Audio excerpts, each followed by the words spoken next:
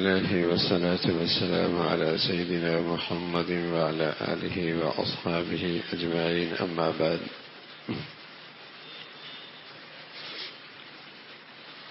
اللہ کے نبی صلی اللہ علیہ وسلم اپنے ان ساتھیوں کی اور ان احباب کی رہنمائی فرماتے، تربیت فرماتے، جنہیں اللہ نے مال کی نعمت عطا فرما رکھی تھی.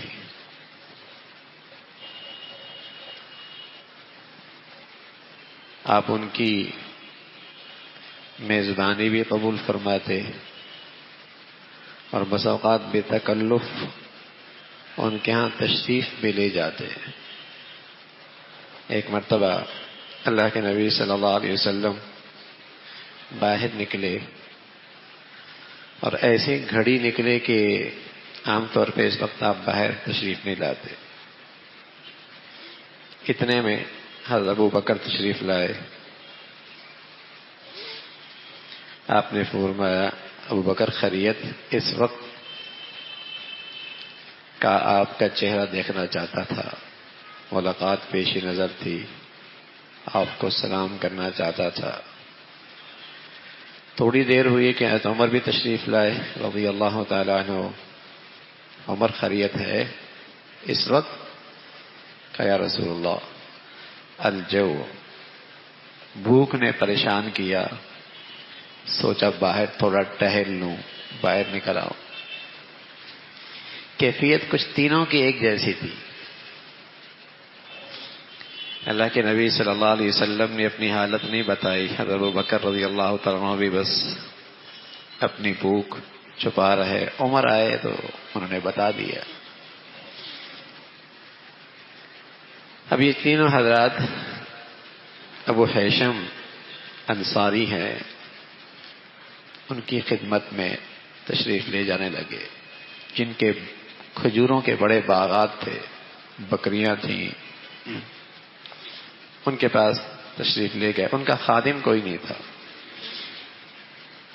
جب وہاں گئے تو ان کے اہلیہ سے پوچھا کہاں ہیں؟ فرمایا لگے کہ ابو حیثم قریب میں پانی لینے کے لیے گئے ٹھنڈا. تو اتنے میں ابو حیثم تشریف لے آئے. بڑے خوش ہوئے کہ یا رسول اللہ چلے نہ چلے، میرے باغ چلے. اور بہت خوشی کا اظہار کیا. 7 کھجوروں کے باغ میں لے گئے. جلدی سے چائے لے آئے اور آپ علیہ الصلوۃ والسلام کے سامنے تازہ کھجوریں، رطب، کچی پکی، اور کچھ خشک کھجوریں آپ کے سامنے رکھ دی. تو آپ نے فرمایا ایک ہی قسم کی کافی تھی؟ کہ یا رسول اللہ میں نے کہا جس کی جو چاہت ہو، کچی پکی کھانا چاہے یا صرف پکی کھانا چاہے. کھایا پیا. پھر آپ علیہ الصلوۃ والسلام نے اپنے ساتھیوں سے کہا یہ اللہ کی نعمتیں ہیں، ٹھنڈی ہوا ہے، تازہ کھجوریں ہیں، ٹھنڈا پانی ہے، کیسی اللہ کی نعمتیں ہیں. دیکھو ان نعمتوں کے بارے میں بھی کل قیامت میں سوال ہوگا. سبحان اللہ. اللہ کی نعمتیں بھی استعمال فرمائی، لیکن اس منعم اور محسن حقیقی سے ایک لمحے کے لیے بھی غافل اور غفلت اپنے ساتھیوں میں پسند نہیں فرمائی. فوراً ذہن ادھر لے گئے. کس نے دیے؟ کون ہے محسن؟ کون ہے منعم؟ اس کا کوئی حق ہے؟ پوچھو گی. نعمتیں اللہ کی. تو اچھا کھانا بری بات نہیں، اچھا پینا بری بات نہیں، اچھا پہننا بری بات نہیں، اچھے نشست و برخاست بری نہیں. بس اس ہر لمحے اس محسن کی یاد رہے کہ کسی کی عطا ہے، کسی کی نوازش ہے، کسی کی مہربانی ہے، کسی کا یہ کرم ہے کسی کی نظر رحمت ہو رہی ہے اور سچ یہ ہے کہ وہ نظر رحمت ہٹائے تو تماشا بن جائے. لاکھوں کروڑوں کی طرح ہم بھی تو اماں کے پیٹ سے جسم سے کپڑے کے بغیر ہی آئے تھے نا, ایسے ہی آئے تھے. اور آج اللہ نے لاکھوں کروڑوں سے اچھا نعمتوں میں رکھا ہے تو اس کا فضل ہی ہے نا, یہ اس کی مہربانی ہی ہے, اپنا کوئی کمال نہیں, بس اس کی نظر رحمت چل رہی ہے.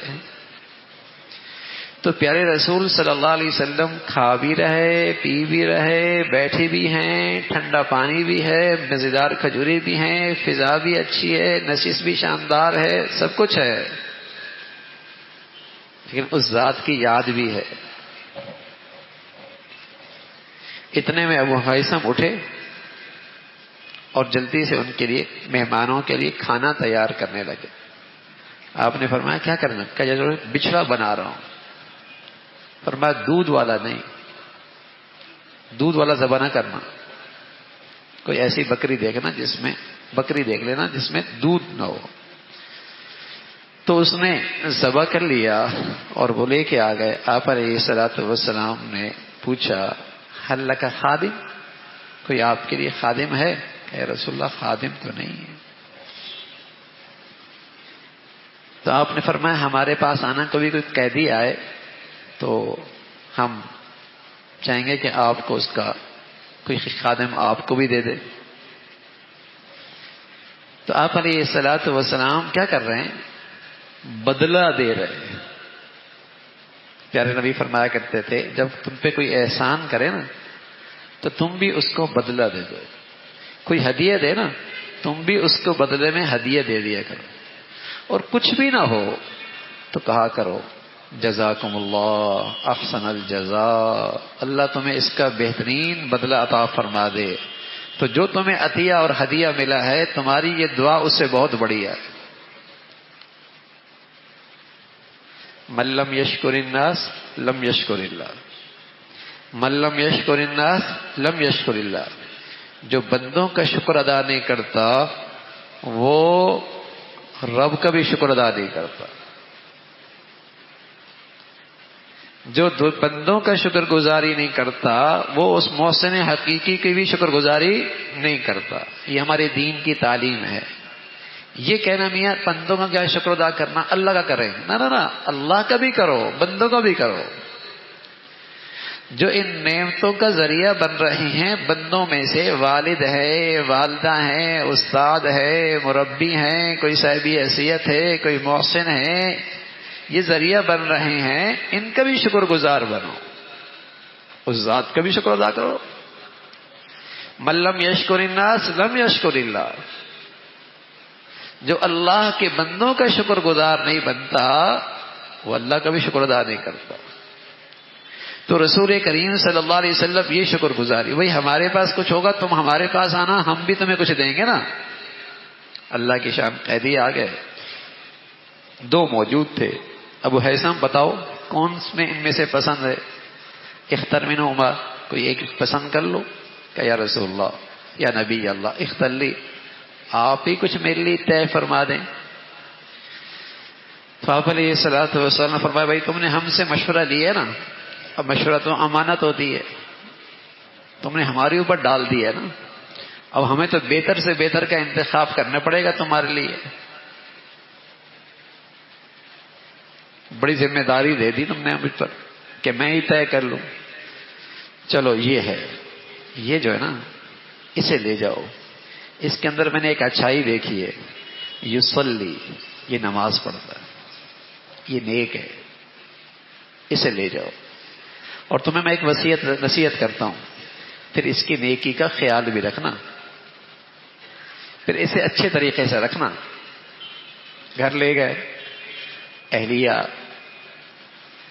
کہ اللہ کے نبی صلی اللہ علیہ وسلم نے یہ خادم دیا ہے, لیکن ساتھ یہ بھی فرمایا استوصی بہ معروفا, اس کے ساتھ حسن سلوک سے برتاؤ کرنا.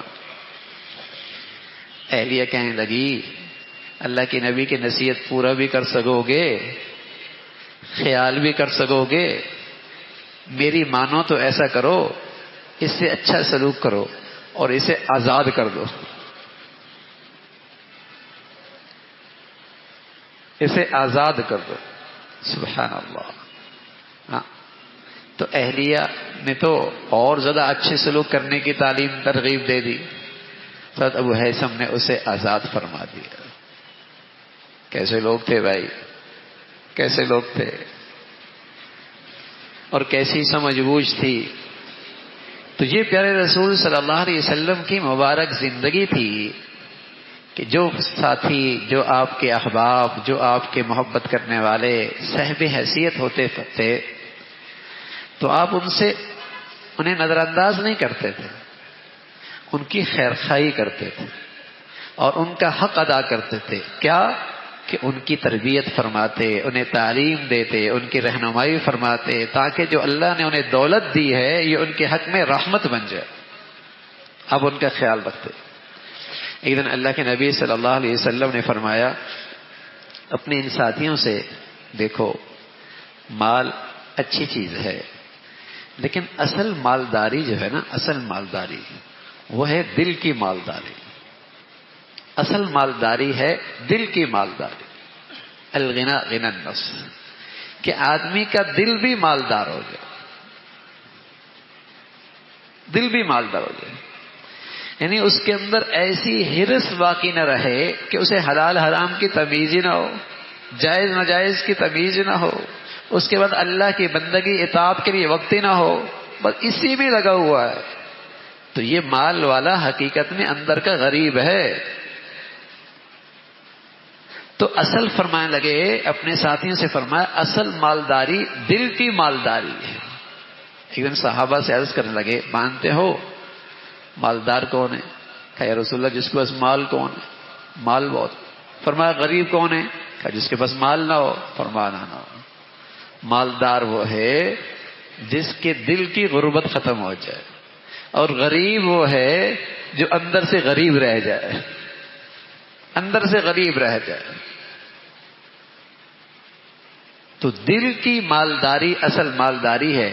پھر اللہ کے نبی صلی اللہ علیہ وسلم نے فرمایا بہت اچھا ہے اگر یہ دولت اور تقوی ان دونوں کا ملاپ ہو جائے، مالداری اور تقوی، دولت مندی اور تقوی ان دونوں کا ملاپ ہو جائے، کہ مال کمانے کے اندر بھی تقوی اور مال خرچ کے اندر بھی تقوی۔ قیامت میں ایک خاص سوال ہوگا، جوانی کے بارے میں تو ہو گئی، صحت کے بارے میں تو ہو گئی، زندگی کے بارے میں تو ہو گئی، لیکن دو سوال خاص طور پہ مال کے بارے میں ہوں گے۔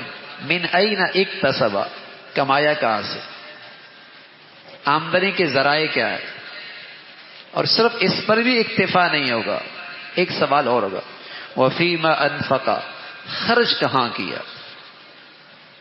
صرف مالداری کے اندر حلال حرام کی تمیز رکھنا یہ کافی نہیں، میاں جہاں خرچ کر رہے ہو یہاں بھی دیکھو جائز ہے ناجائز ہے، یہاں خرچ کرنے کی اجازت ہے، اسراف تو نہیں ہے، تبذیر تو نہیں ہے۔ تبذیر کہتے ہیں مال وہاں خرچ کرنا جہاں خرچ کرنا ہی نہیں چاہیے تھا، گناہ کی جگہ تھی، جس سے رسمیں رواج پا رہی تھی، جس سے گناہ طاقتور ہو رہا تھا، جس سے برائی فروغ پا رہی تھی۔ تو پیارے رسول صلی اللہ علیہ وسلم نے فرمایا کل اللہ کے دربار میں جہاں اور سوال ہوں گے، دو سوال خاص طور پہ، من این اکتسب، مال کمانے کے ذرائع کیا، آمدنی کے ذرائع کیا۔ اللہ کے نبی صلی اللہ علیہ وسلم فرمانے لگے ایک وقت ایسا آئے گا لا یبال المرء اخذ من الحلال ام من الحرام، آدمی کو پرواہ ہی نہیں ہوگی مال کہاں سے آ رہا ہے، کہاں سے کما رہا ہے، حلال ہے حرام ہے، بس آنا چاہیے، بس اسٹیٹس برقرار رہنا چاہیے، اسٹیٹس برقرار رہنا چاہیے، چاہے حلال سے آئے چاہے حرام سے آئے۔ اخذ من الحلال ام من الحرام، یہ پرواہ ہی ختم ہو گئی، جائز ناجائز، صحیح غلط، حلال حرام، یہ تمیز اٹھ جائے گی۔ تو اللہ کے نبی صلی اللہ علیہ وسلم نے فرمایا کہ مالداری کے ساتھ تقوی کا ملاپ ہو جائے، کہ کمانے کے اندر بھی احتیاط کرو اور خرچ کرنے کے اندر بھی احتیاط کرو، خرچ کرنے کے اندر بھی احتیاط کرو، کہ اللہ کی اس نعمت کا استعمال غلط ہو جائے یہ بھی بڑا گناہ ہے، یہ بھی اس نعمت کی بڑی ناقدری ہے. تو رسول کریم صلی اللہ علیہ وسلم نے فرمایا عبداللہ ابن حبیب فرمانے لگے ہم مجلس میں بیٹھے تھے، اتنے میں رسول کریم صلی اللہ علیہ وسلم تشریف لائے. وعلی رأسہ اثر ماء، اور آپ کے سر پہ پانی کے قطرے موجود تھے. ہم نے کہا یا رسول اللہ آج بڑے حشاش بشاش نظر آ رہے ہیں، طیب النفس، بڑے حشاش بشاش نظر آ رہے ہیں. تو آپ نے فرمایا اجل الحمدللہ، فرمایا ہاں اللہ کا بڑا شکر ہے، آج طبیعت میں بڑی خوشی ہے، بڑا اپنے آپ کے اندر طبیعت میں بشاشت محسوس کر رہا ہوں، الحمدللہ. پھر قوم مالداری کے بارے میں باتیں کرنے لگی، پتہ نہیں یہ اچھی ہے بری ہے، نعمت ہے زحمت ہے، مصیبت ہے آزمائش ہے، کیا ہے یہ مال؟ تو اللہ کے نبی صلی اللہ علیہ وسلم نے سن لیا. آپ نے فرمایا لا بأس بالغنى لمن اتقى اللہ عز وجل، بھائی دولت مندی کوئی بری چیز نہیں ہے اگر اس کے ساتھ تقوی ملا ہوا ہو. دولت مندی کوئی بری بات نہیں ہے اگر اس کے ساتھ پرہیزگاری ہو. اور فرمایا والصحۃ لمن اتقى اللہ خیر من الغنى، اور صحت تو دولت مندی سے بڑی نعمت ہے. صحت تو دولت مندی سے بڑی نعمت ہے. دولت ہو صحت ہی نہ ہو تو اپنی دولت کو حسرت سے دیکھے گا نا. اور خاص طور پہ جب عمر بڑھتی چلی جاتی ہے اور دولت زیادہ ہوتی چلی جاتی ہے اور جسم کی کمزوری بڑھتی چلی جاتی ہے، تو بتائیے عمر کے بڑھنے کے ساتھ صحت زیادہ قیمتی ہے یا دولت زیادہ قیمتی ہے؟ اس لیے کہ صحت نہ ہو تو آدمی مردہ کیسا ہے، مردہ کیسا ہے. تو پیارے رسول صلی اللہ علیہ وسلم فرمانے لگے صحت تو دولت مندی سے بڑی نعمت ہے. یہ اللہ نے تسلی دی ان لوگوں کو جن کے پاس زیادہ خوشحالی تو نہیں، انہیں ترغیب دی اپنے جسم پہ دیکھو، تمہارے جسم پہ ایک ایک نعمت بتاؤ کیا قیمت ہے، اور تم خود جسم کے لحاظ سے کتنے بڑے مالدار ہو. بینائی کی کوئی قیمت ادا کر سکتا ہے؟ گویائی کی، سماعت کی، عقل و دانش کی، صحت کی، اعصاب کی مضبوطی کی، ایک ایک نعمت کی قیمت تو لگائیے نا ذرا جو اللہ نے دے رکھی ہے. مثلاً ہماری کمزوری ہے، ہماری نظر اسی پہ ہوتی ہے جو میرے پاس نہیں ہوتی، اسی پر نظر جاتی جو میرے پاس نہیں ہوتی، حالانکہ عین اس وقت بھی لاکھوں کروڑوں نعمتوں سے لطف اندوز ہو رہا ہوتا ہے اور فائدہ اٹھا رہا ہوتا ہے. تو اللہ کے نبی صلی اللہ علیہ وسلم فرماتے کہ صحت یہ تو دولت مندی سے بڑی نعمت ہے میاں جو اللہ نے دے رکھی ہے. اور پھر آپ علیہ الصلوۃ والسلام فرمانے لگے وطیب النفس من النعیم، سبحان اللہ، دل کی خوشی یہ اللہ کی بڑی نعمت ہے. دل کی خوشی، دولت بھی ہو صحت بھی ہو، دل ہر وقت گھبراہٹ میں ہو، بتائیے دل ہر وقت پریشان ہو، بتائیے کس مصیبت میں. کھانے لگے ہیں، دسترخوان سجا ہے، دائیں بائیں سبھی مزے کی چیزیں ہیں، لیکن اندر ایک پریشانی ہے، بتاؤ مزہ آئے گا؟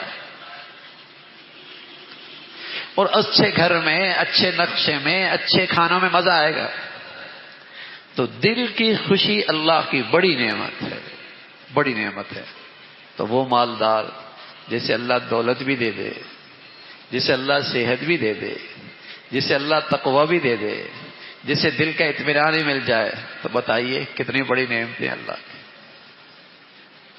کتنا بڑا فضل ہے اللہ کا اس پر. اور اللہ نے ہم میں سے کتنوں کو لاکھوں کروڑوں سے زیادہ یہ نعمتیں دے رکھی.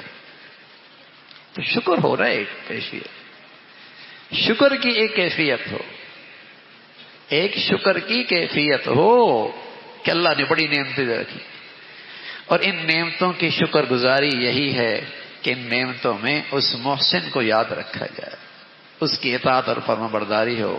اللہ رب العزت نعمتیں بھی عطا فرما دے اور ان نعمتوں سے لطف اندوز ہونا بھی نصیب فرما دے اور نعمتوں پہ شکر گزاری بھی نصیب فرما دے.